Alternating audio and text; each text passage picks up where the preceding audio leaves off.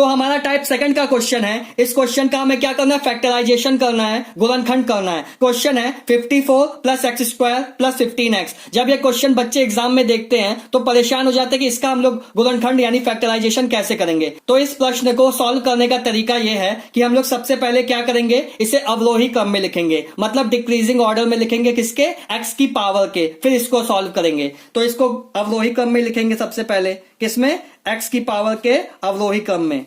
अवरोही क्रम में लिखने पर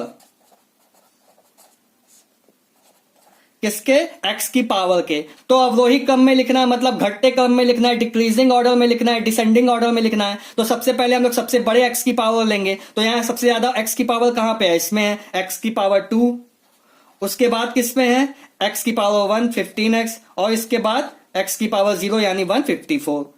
तो ये हम लोग, अब इसका हम लोग फैक्टराइजेशन करेंगे। अब मैंने आपको फैक्टराइजेशन करना बताया था। हम लोग सबसे पहले क्या करेंगे, देखेंगे वह संख्या, देखेंगे वह पूर्णांक देखेंगे जिसमें x की कोई घात ना हो। तो यहां पे क्या है, वो नंबर 54 है। इसमें इसके साथ x की कोई पावर नहीं है, तो हम लोग सबसे पहले इसको लिख लेंगे यहां पे। फिर हम लोग देखेंगे एक्स स्क्वायर का गुणज क्या है, मतलब एक्स स्क्वायर का मल्टीपल क्या है। यहां पे कुछ नहीं है तो हम लोग यहां पे 1 लिख सकते हैं। तो 1 का मल्टीप्लाई एक्स स्क्वायर में कराएंगे तो कोई मत फर्क नहीं पड़ेगा इसमें। तो एक्स स्क्वायर इंटू 1, तो एक्स स्क्वायर का मल्टीपल क्या निकल गया, 1। अब हम लोग देखेंगे एक्स का गुणज, मतलब एक्स का मल्टीपल क्या है, तो 15 है।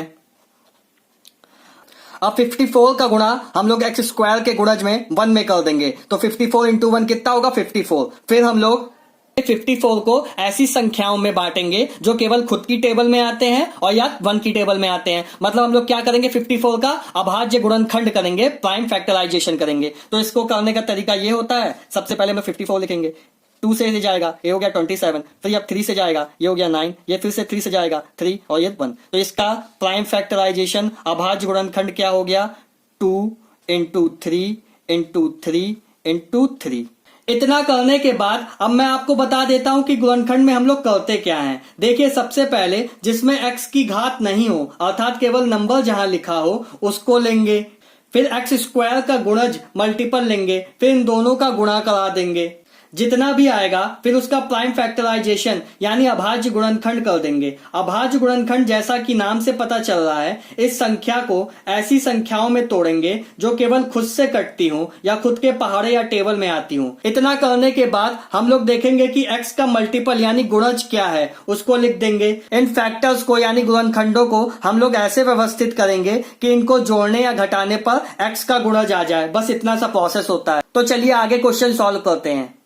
ठीक है, इतना अभी तक आपको समझ में आया। अब हम लोग देखेंगे कि मल्टीप्लाई करने पर कितना है, हमारा 54 आए, और इनको ऐड करने पर, नंबरों को ऐड करने पर कितना है, 15 आए। तो 2 इंटू 3 कितना होता है, 6 होता है, और 6 3 कितना होता है, 18 होता है। तो 18 इंटू 3, 18 3 54 हो गया, 18 3 54 हो गया, और 18 प्लस 3 करेंगे तो 21 हो गया। तो ये तो हमारा गलत हो गया। हमें कितना जोड़ने पर लाना है, 15 लाना है, और गुणा करने पर कितना आना चाहिए, 54। अब हम लोग देखते हैं 2 इंटू 3 कितना होता है, 6। अब इधर से करेंगे, 3 इंटू 3 कितना हो जाएगा, 9। तो 6 9 जा कितना हो गया हमारा, 54 हो गया, और 6 और 9 को जोड़ने पर कितना आ रहा, 15 आ रहा है। तो मतलब यही हमारे क्या है, गुणनखंड है। तो हम लोग क्या करेंगे, एक्स स्क्वायर प्लस 15 को हम लोग क्या लिखेंगे, 6 प्लस 9 लिख देंगे। कितना लिख देंगे, 6 प्लस 9 एक्स प्लस 54। अब हम लोग क्या करेंगे, एक्स का मल्टीप्लाई करा देंगे अगले स्टेप में। तो 6x प्लस 9x प्लस 54। अब हम लोग क्या करेंगे, इसको ब्रेक कर देंगे पार्ट्स में, छोटे छोटे टुकड़ों में बांट देंगे। तो इसको क्या हो जाएगा, x इंटू एक्स, एक्स की पावर 2 को हम लोग x इंटू एक्स लिख सकते हैं, इसको 6 इंटू एक्स लिख सकते हैं, इसको 9 इंटू एक्स लिख सकते हैं, और इसको जिसमें हमने तोड़ा है उसी में रखेंगे, 6 इंटू 9। ये हमने जो गुणनखंड बनाए हैं इसी में तोड़ेंगे इसको। आया समझ में। अब हम लोग क्या करेंगे, इन दोनों में पहले दो देखेंगे, इन दोनों में क्या कॉमन आ रहा है। इसमें x है, इसमें भी x है, x कॉमन ले लिया। ये क्या हो गया हमारा, यहाँ क्या बचा, x बचा, यहाँ क्या बचा, प्लस 6। अब हम लोग यहां देखेंगे 9 इंटू एक्स प्लस 6 इंटू 9। यहां पे क्या कॉमन आ रहा है, 9 कॉमन आ रहा है।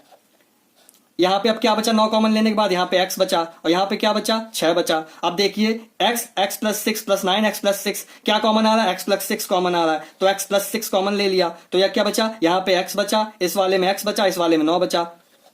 तो ये हमारा क्या है, गुणनखंड है। तो स्टूडेंट्स, अगर आपको वीडियो अच्छा लगा हो या कुछ नया सीखने को मिला हो तो चैनल को सब्सक्राइब कीजिएगा, वीडियो को लाइक कीजिएगा। Thank you.